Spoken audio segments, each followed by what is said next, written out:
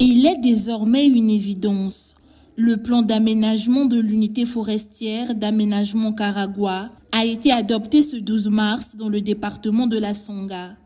La validation consensuelle de ce plan par les parties prenantes sous la supervision de Rosalie Matondo, ministre de l'économie forestière, donne quitus à la société d'exploitation forestière Cefid de développer ses activités dans cette unité forestière d'une superficie de 597 097 hectares. Vos contributions témoignent de notre détermination collective à œuvrer pour la gestion durable de nos ressources naturelles. Je me réjouis également du fait que le plan d'aménagement que vous venez d'adopter a été élaboré sur la base des études cartographiques, d'endométriques, d'inventaires multiressources socio-économiques. Il constitue désormais le cadre de référence pour la mise en œuvre de la gestion durable de l'unité forestière d'aménagement de l'UFA Karagwa, devant permettre à la société Cefid de remplir les conditions essentielles pour sa certification. La réunion d'adoption du plan d'aménagement de l'unité forestière d'aménagement Karagwa à Ouesso a permis à la société opératrice, au ministère de l'économie forestière et aux communautés locales d'analyser tous les contours du projet, lequel place le département de la Songa au cœur du développement économique. Je réitère ici l'engagement du département de la Songa à accompagner ce processus dans toutes ses dimensions.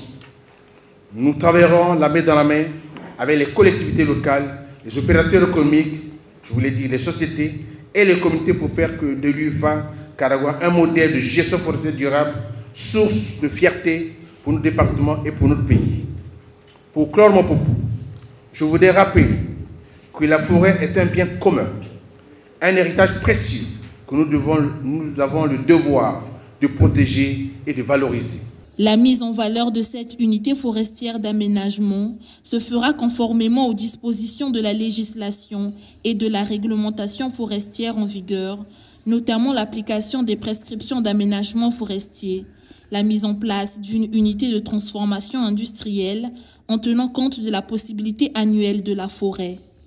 La production des grumes à transformer localement est de 85%. La contribution au développement socio-économique dans la zone du projet. La société Cefid compte sur l'apport de toutes parties impliquées. Les activités réalisées par la société Cefid cadrent avec la politique forestière en matière de gestion durable des ressources forestières et de la biodiversité. Pour traduire cette volonté, à ce jour, toutes les concessions forestières attribuées à la société Cefid sont aménagées. Pour l'aménagement de l'UFA Karagwa, deux protocoles ont été signés par la société, à savoir le protocole d'accord avec la DGEF et le protocole technique avec le bureau d'études GTGC. À l'issue de la mise en œuvre de ces deux protocoles, l'UFA Karagwa dispose d'un plan d'aménagement validé en avril 2024 par la commission interministérielle. Le gouvernement, qui a fait de la valorisation des ressources forestières sa stratégie de diversification économique, s'engage pour l'exécution de ce plan d'aménagement. L'adoption de ce plan représente donc une étape essentielle dans notre démarche de gestion durable des ressources forestières. Après cette adoption, il va falloir passer à l'étape suivante. Du reste crucial, il s'agit de sa mise en œuvre effective qui exige une implication efficace et efficiente de toutes les parties prenantes ici présentes dans une synergie d'action permettant des interventions cohérentes des différents acteurs.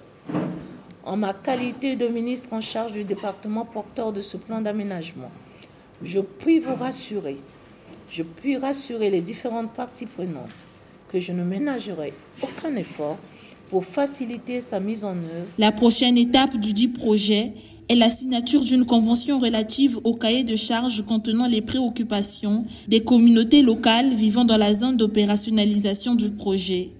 Il s'agit entre autres de la réhabilitation et l'entretien des voies de communication, la construction ou la réhabilitation des écoles, des dispensaires et d'autres structures sociales, ainsi que la contribution à l'équipement de l'aménagement forestier.